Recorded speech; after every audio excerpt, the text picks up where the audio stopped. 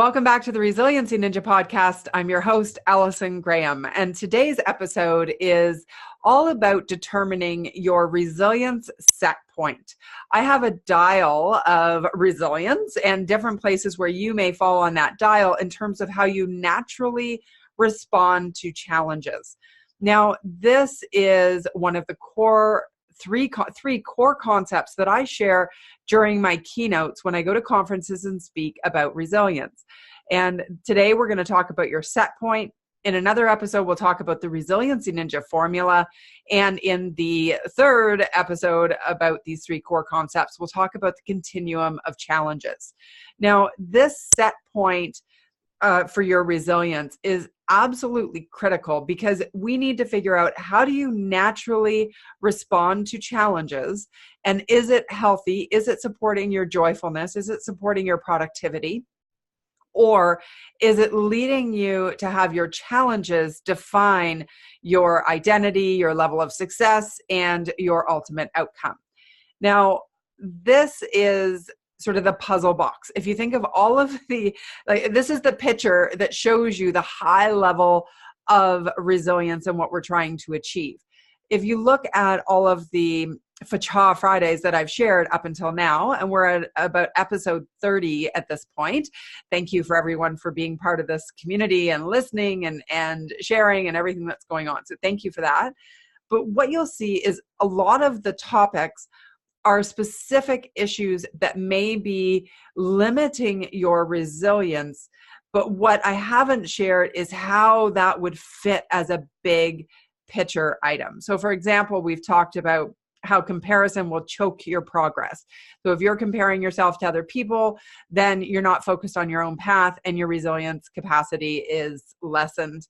We've talked about everything from how to have patience in the fog of frustration, getting unstuck when you feel like you just feel paralyzed with fear. We've talked about dealing with difficult coworkers, blasting through your comfort zone. All of those episodes are pieces of this puzzle to help you move your natural set point and your tendencies on the dial. But this is going to share with you where you are on that dial. Now, if you are leading an organization, I want you to look at this not only from your own perspective, but look at it from your team's perspective.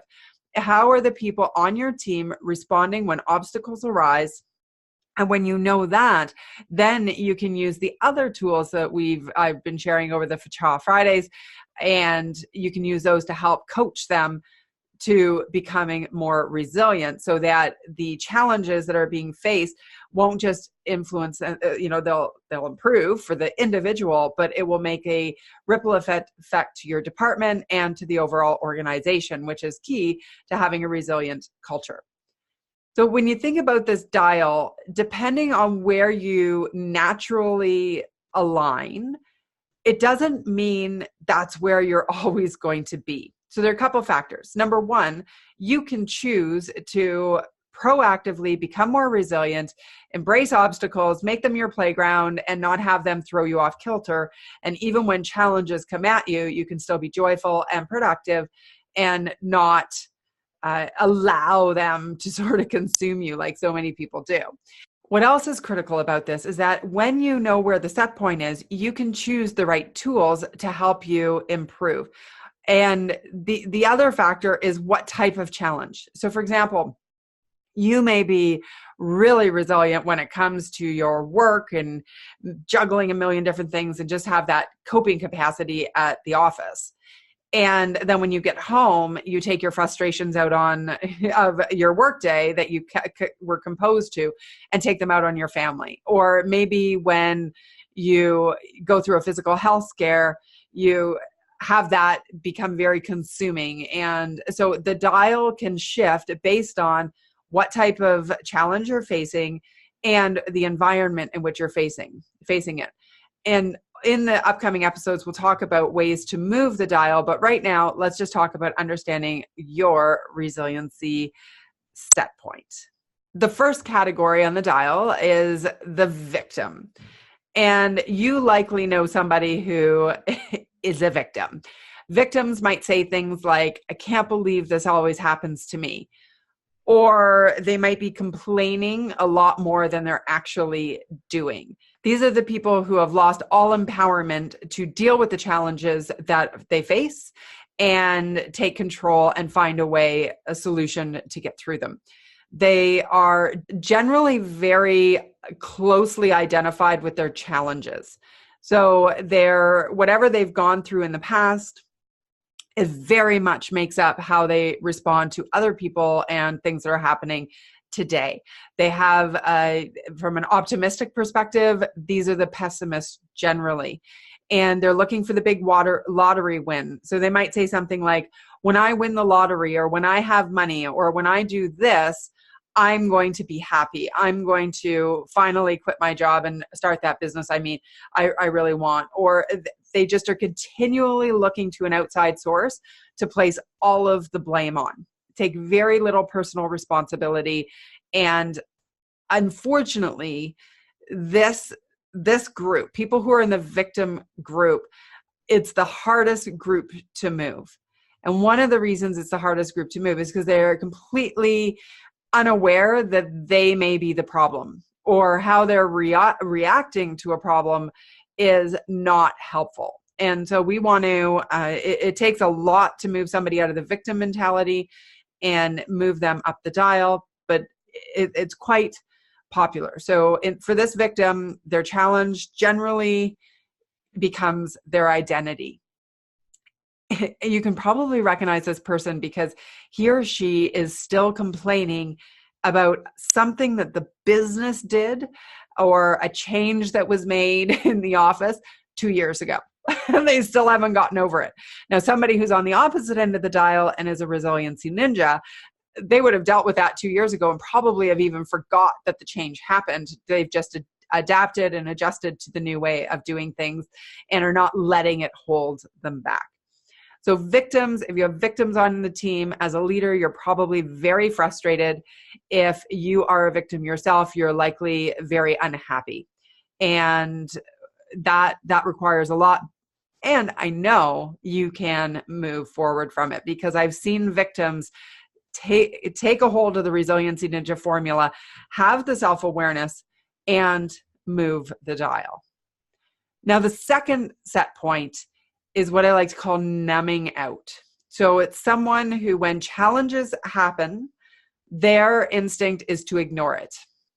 And being totally transparent and vulnerable, this is my natural set point. When something happens and it hurts me, or I am in a lot of pain physically, if I feel overwhelmed, my tendency, and you may identify with this, is to numb out. So do things like binge watch Netflix or the PVR, have a nap when I'm really not tired. I just don't want to deal with it. Get lost in busy work. The person who numbs out might say things like, oh, whatever, no big deal. It is what it is. Or I'm fine. That could be something. Generally, when you're in this numb state, you don't want to rock the boat. You don't have highs. You don't have lows. Maybe you don't react. But then what I often see with the numbers is that eventually it gets to be too much and they react. And what I used to notice about myself was that if I got too numbed out to something, then when I finally woke up and said, whoa, I got to deal with this, I didn't have the tools readily available because I hadn't been practicing them. So you can definitely come out of it. I know I am continually coming out because it's my set point. It's the natural way that I want to deal with challenges. You may notice this if somebody avoids difficult conversations, if you're maybe a number, if let's say you have financial challenges and the bank bills come, or your tax bill comes, or something in the mail and you don't want to open it. That would be a classic numbing technique. If I don't open the mail, then it isn't true. All of that. I think one of the biggest risks, if you're a number and you don't change it and move from that set point, is that you're going through the motions without feeling the emotions. And time flies when you're numb. You'll wake up and like 2 weeks have gone by and you're like, oh my goodness, I didn't move the dial anywhere. And that's a shame because life is finite. There are only so many days that we get the privilege of being on this earth. And if you're numbing out to it, you're missing in action. So you're probably walking around a little dazed and confused, but it's just natural to you. So you don't necessarily feel it. And there is a way out of it. Unlike the victim who is looking to the outside for the miraculous problem solving, the number is hoping it's going to go away and then they don't have to solve the problem. So that may be your set point. The next set point on the resilience dial is what I call reactive. And this is where I think a lot of professionals live. It is very obvious when you see someone who is really stressed out. These people are constantly in reaction mode. So when challenges arise, they can deal with them, but to the detriment of everything else. And the challenge with being somebody who is reactive from a resilience perspective is that your mood is so clearly defined by the challenges you face. And there's really two sort of categories of reactive folks. There are those who are people pleasers who will let their own self-care go. They will worry about everybody else's priorities and not really truly serve their own. And then there's the other half of the reactive people who are great and fun to be around and kind and all of that until they get stressed out and then they turn into a jerk. And those are the people that you feel like you have to often walk around on eggshells around, and they're constantly, there's always a problem, and whether it's internal or external, but they just don't know how to be joyful and happy even when, shit is hitting the fan and they are, having to deal with a whole bunch of issues that are coming at them. So the risk with being in reactive mode is A, you could be very stressed out. B, you're going to miss enjoying the process of life, the process of building a business, because you're very focused on the obstacles and they'll define you. So you're defined by the sense of reaction. Another key for this group is they may worry a lot. Worry about, is it all going to get done? And it can be very difficult to say no. When you're in reactive mode, it's easy to do the comparison of other people. It's easy to get caught up in not getting the right things done. So it can definitely lack focus. And I think that, a lot of us live in this place. Interesting, because when we go to victim mode, it's very, very different than reactive mode. And reactive is definitely healthier than victim, because even though you see that things are coming from the outside, you're constantly at least motivated to be dealing with them, and you're present. You're not numbed out to it. You're looking at things, you're dealing with it. It just feels like you don't have the answer to continually deal with it and stay happy and joyful and keep your head above water. And then we move the dial even further to what I like to call the resiliency and ninja. And what does that mean? Well, it means that you accept that there are going to be challenges in your life, that there are obstacles that are going to come at you. And what you're really good at doing is having a base point of, optimism and joyfulness and productivity. And as things come in, even though you may initially react in a very stressed out way or very emotionally or from a place of, worry or concern, you're able to quickly assess the situation, adapt to what's happening around you, and take action in a confident way so that it doesn't impact your joyfulness or your productivity. Being a resiliency ninja does not mean that you never have a bad day. It means that you have enough self-awareness and you have the tools from the formula. The self-awareness is the first piece, and then your strength and your resourcefulness match together is that sort of balance of resiliency ninja. And that allows you to not have your challenges define your identity. Your identity is whole, and your confidence is in being able to deal with obstacles in a non-reactive way, in a very thoughtful way. And what's beautiful about when somebody is truly resilient is that there's this knowing that if you lost your biggest client, I'll be fine. Just a thing I got to deal with. They know that they need to take time for self-care and healing when they go through a true adversity. They are willing to step back and look at what are my shortfalls? Where could I be focusing more effort to grow personally?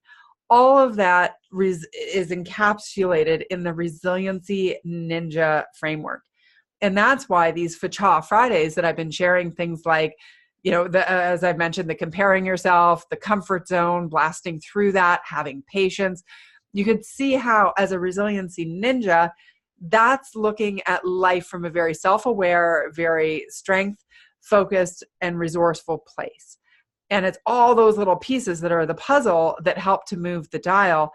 But what we need to do first is determine where is your set point, where do you react, and in what situations do you react in that way.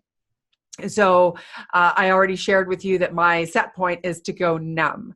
And so one of the things I do is I have to be very fast as I can, and not always am I as fast as I'd like to be, to go, oh, am I reacting at my set point, or am I reacting in the Resiliency Ninja way, which is to face it head on, deal with the challenge, find a solution, and move forward. Hope that helps. Please let me know in the comments where your set point is. Are you a victim?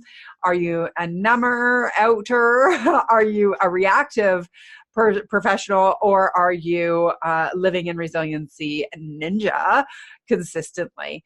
And if you are booking a conference for your team or need to do some training around resilience in your workplace, please touch base with me, because this is what I love to share with audiences, and being up there and having the ahas that come from people when they go, oh, that's why I react that way, or that's why my team is doing that. And here are some tools that I can use to move that dial. Thanks for joining me. Again, I'm Allison Graham. You can find me online at Allison D. Graham on Instagram, Twitter, Facebook a little bit, not so much anymore, and definitely on LinkedIn. And please reach out and connect with me on LinkedIn as well. Thanks so much for being here. Have an amazing day. And until next time, do not let those obstacles that you face get in your way of your true success. Cha.